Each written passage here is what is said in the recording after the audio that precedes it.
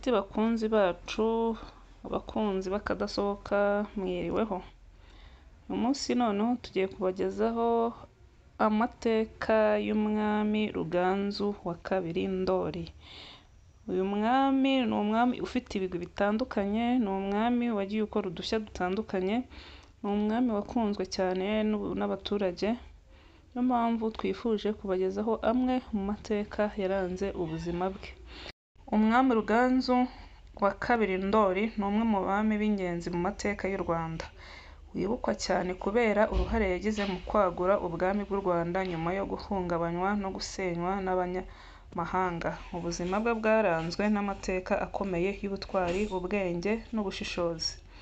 Amateka n'ubuzima bwe. Icyambere, inkomoko. Ruganzu Ndoli yari umwuzukuru wa Gahima wa kabiri n'umwana wa Nsoro wa kabiri Samukondo, umwami w'u Rwanda. Nyina yari Nyirarumaga. U Rwanda rwari rwarigaruriwe n'Abanyabungo. Ruganzu akaba yaravukiye mu buhungiro mu Bugesera nyuma y'uko umuryango we wirukanwe mu gihugu.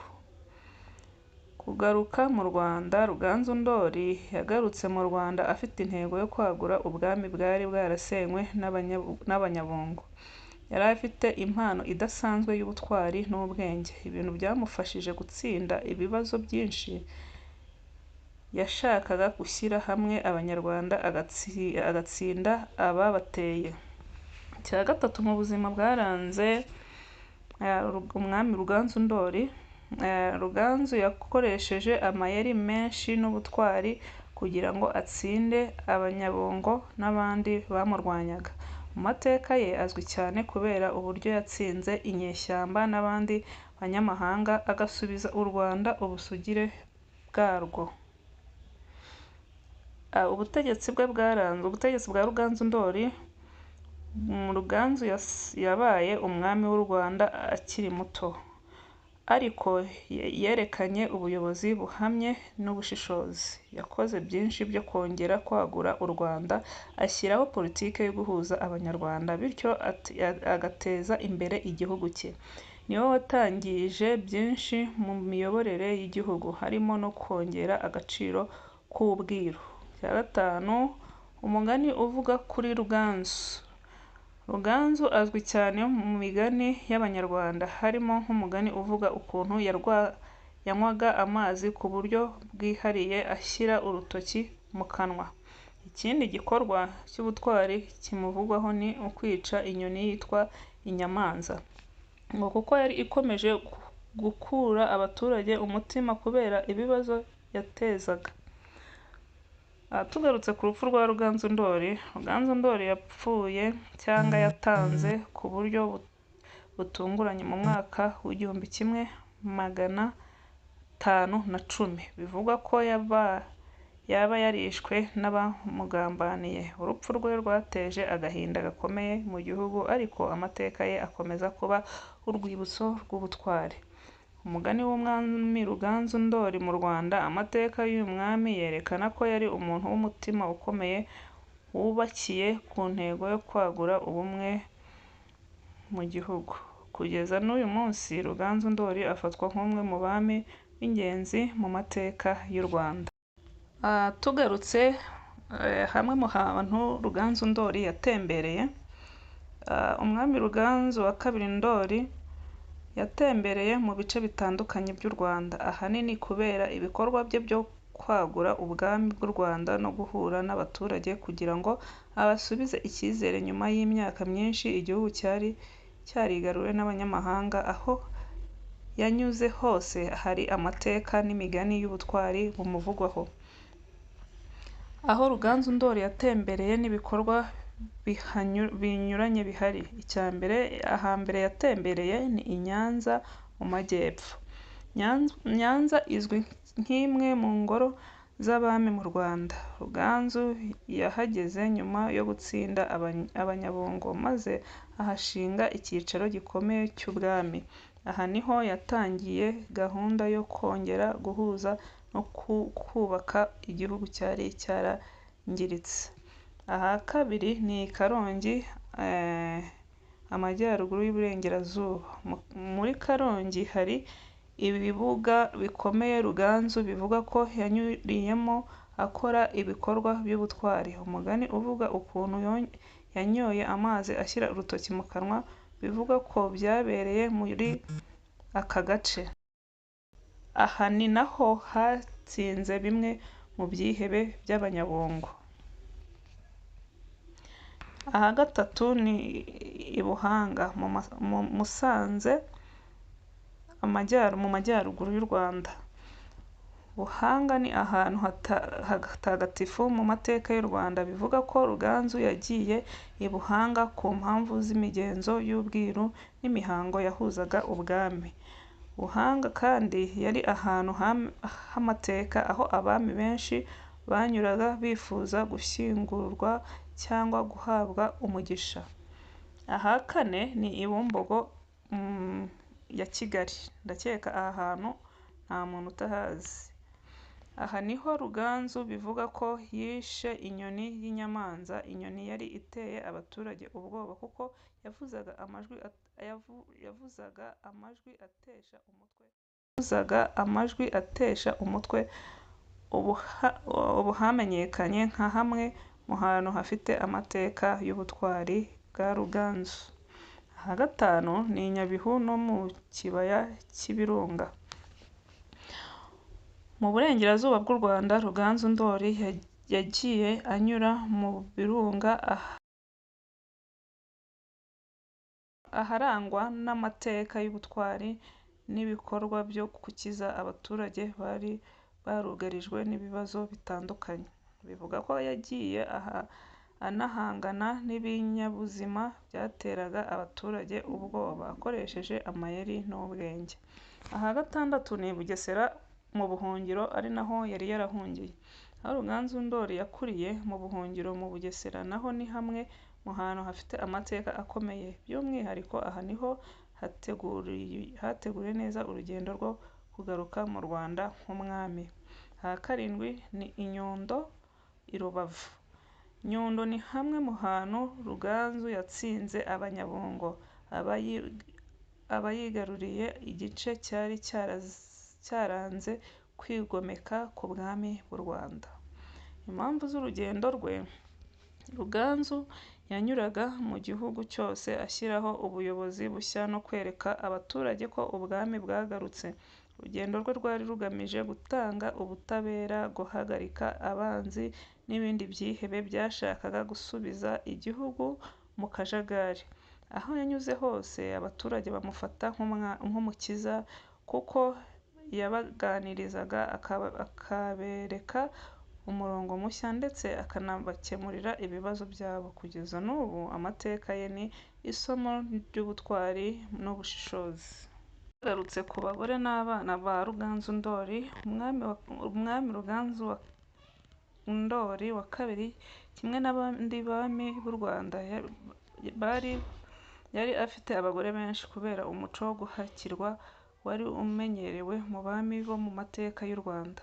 Abagore be bagiraga uruhare rukomeye mu bwami, haba mu by'imihango y'ubwiru, kubyara abazamukiraho nk'abami no gufasha mu kubaka ubumwe n'ubwiyunge. Nubwo amazina yose y'abagore n'abana be atazwi neza, hari bake b'ingenzi bamenyekanye mu mateka. Umwe mu bagore ba Ruganzu Ndoli yitwaga Nyirarumaga. Nyirarumaga bivugwa ko yari umugore w'ingenzi mu bwami bwa Ruganzu.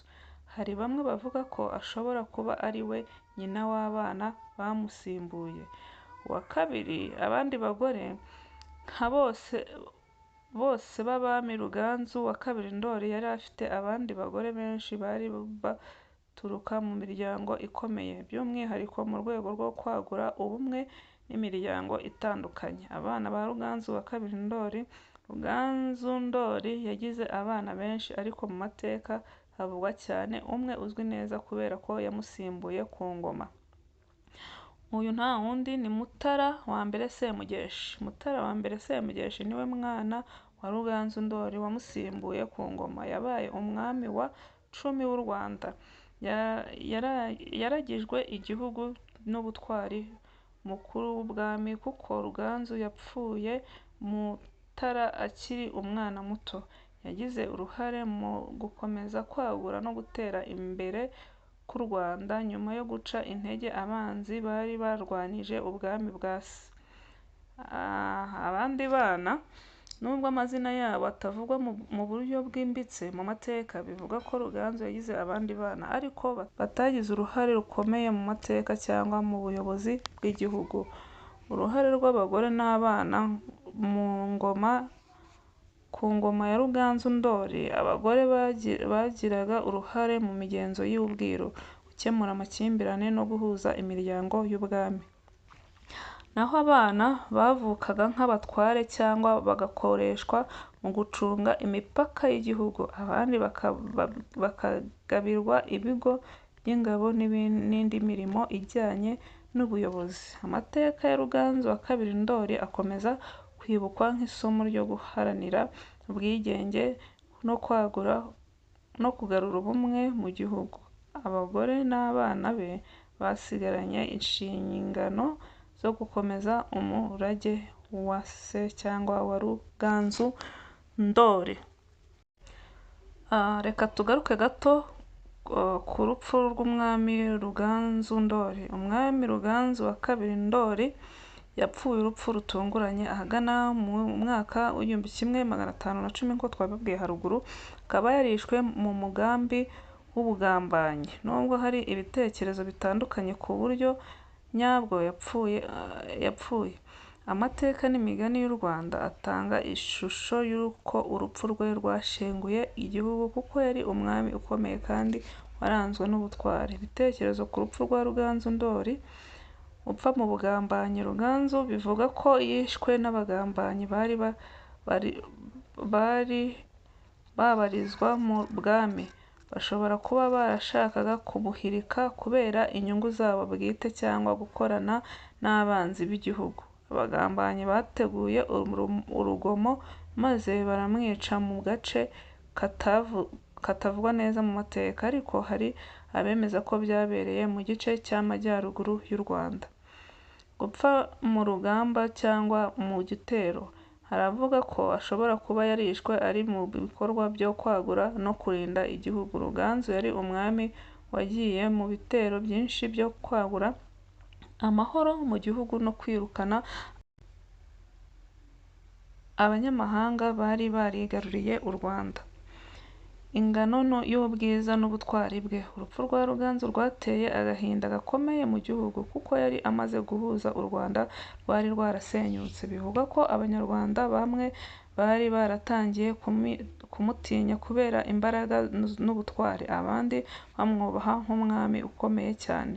Bityo abanzi be babona urupfu rwe nk'umwanya wo gutuma igihugu kigaruka mu kangaratete. Ingaruka z'urupfu rwa Ruganzu Ndoli ni ugushyingura. Ruganzu yashyinguwe mu buryo bw'icyubahiro bukomeye, kandi hari imigani ivuga ko aho yashyinguwe hashobora kuba haragiye hahinduka ahantu hatagatifu mu mateka y'u Rwanda. Icya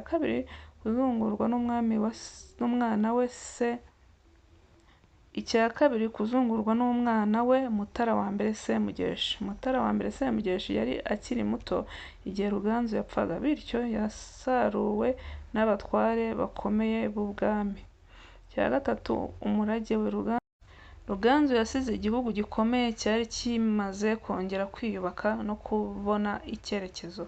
Nubwo yapfuye igihe kitari kigeze, umurage we w'ubutwari n'ubumwe wakomeje kubaho mu bami bamukomotseho.